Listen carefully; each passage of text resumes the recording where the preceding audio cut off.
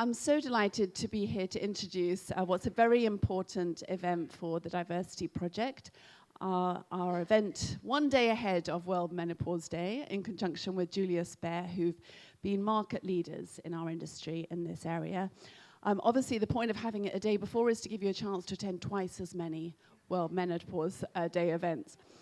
Now, there's obviously been a lot of focus on the menopause in the media over the past couple of years, but I would argue that firms, and particularly firms in our sector, have some way to go. First of all, a little thank you. Oh no, wrong way. Good start. We put out a survey to our members earlier this year, and a huge thank you. These are the logos of the 39 firms who completed it on the menopause.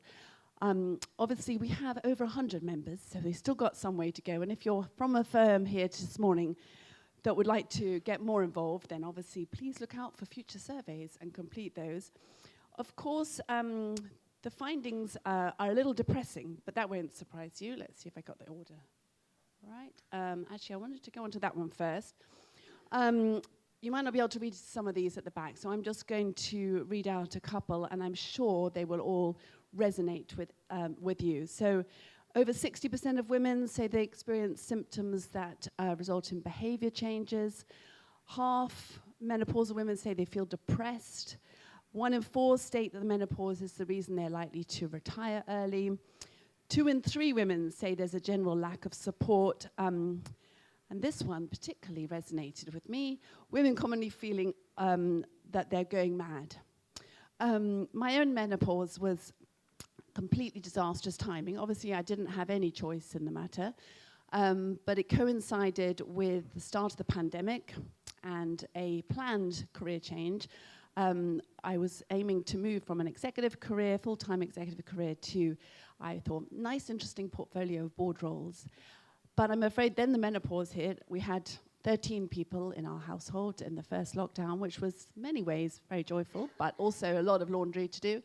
And I couldn't sleep at all, and I honestly felt I was going mad, and it did have a big impact on my career. I mean, to be honest, it was kind of hard to think of it in some ways now, because of course there was so much going on in everyone's lives, and this seemed to be a small matter compared with the world tragedy that was lockdown and the pandemic.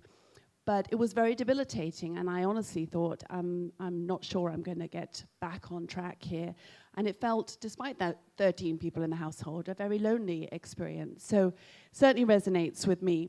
I'm going to go back to the previous slide. We have asked in our survey about the coverage from private medical insurers. And in some ways, this is good news. This is something that the Diversity Project has been very focused on, because we're interested in practical things that firms can do. Does your insurer cover the menopause? Nearly 2/3 say yes. But there is obviously some scope for improvement. And I'm delighted today that you're going to be hearing from 4, let me just read them out so I give them credit where it's due, from 4 of our major private medical insurers for our industry: Bupa, Mercer, Vitality, and Aviva. So they are the top 4 insurers for our sector, and I'm thrilled that you are joining us today, and I hope that you get something out of it as well. I hope it's a discussion that yields some fruitful results. But we're very grateful to you for being here. Now, the Diversity Project offers quite a wide range of resources for... Oops, sorry, I should just hover on this bit. This was the other set of findings from the survey. Let's not forget misinformation, misunderstanding, etc., all part of the theme of this year's World Menopause Day.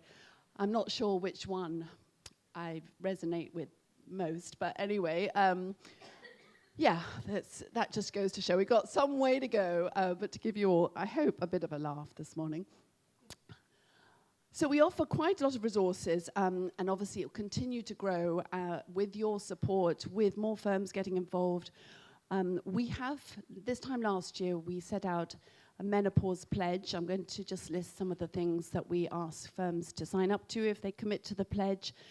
But if you go onto our website, and we've got the address up there, but do have a look, because there's webinars, there's guides, really practical advice, there's pieces on menopause and legislation that I know you're going to talk about a bit later, men in menopause, menopause for line managers, and useful links to other resources. So it's not complete. We would love more, and as I say, we'll keep building it.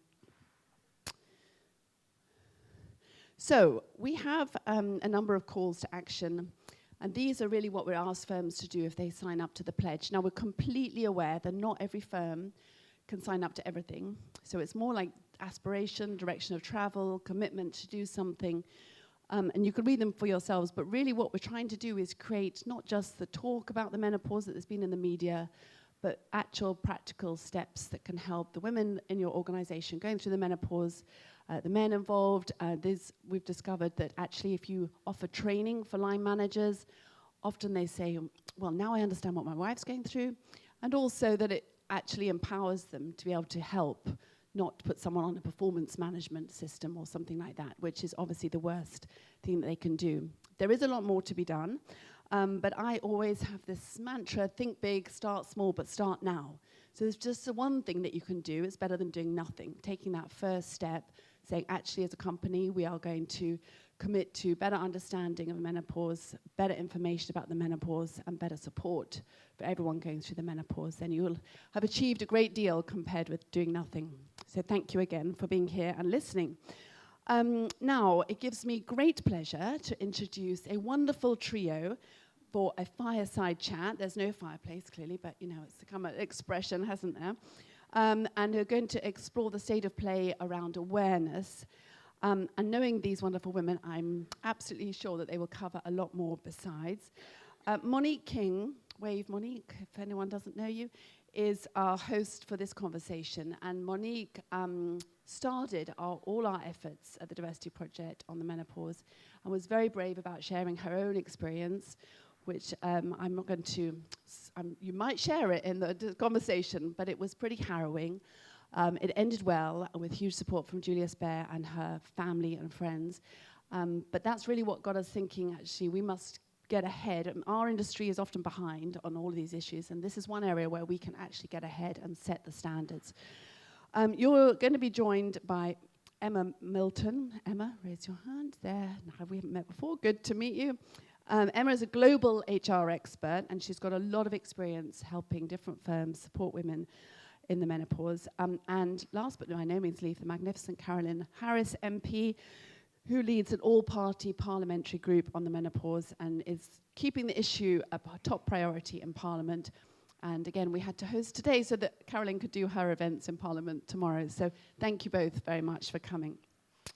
Now, I want to explain rather than look very rude, like I can only spend 5 minutes, then I'm off.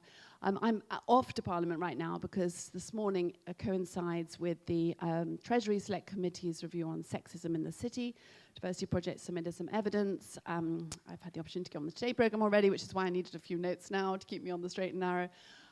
So forgive me for not staying to hear what I'm sure will be an amazing conversation and lots of other exciting parts of this morning's event. But thank you again for coming.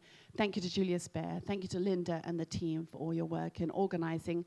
And I'm now going to pass over to Monique. Thank you.